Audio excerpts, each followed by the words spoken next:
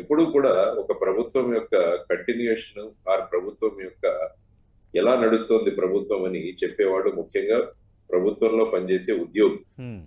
Actual గా ఈ ప్రభుత్వం చూస్తే మొదటి నుంచి ఆయన జగన్మోహన్ రెడ్డి గారు ప్రచారం చేస్తున్నప్పుడు సిపిఎస్ ఓపీఎస్ అన్నది వచ్చింది, old pension scheme, contributory pension scheme. Sir.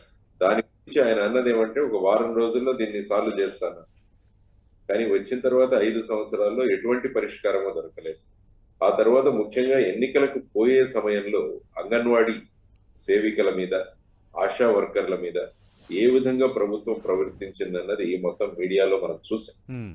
కాబట్టి ఇది ప్రధానమైన ఒక కారణం. అంటే మన ప్రభుత్వ ఉద్యోగులు ఎవరైతే ఉన్నారో వారు ఏ విధంగా ప్రభుత్వం గురించి వాళ్ళ అభిప్రాయం ప్రజల్లోకి తీసుకువెడతారు, కాబట్టి అదొకటి. రెండవది వచ్చేసి విధ్వంసము మరియు అహంకారం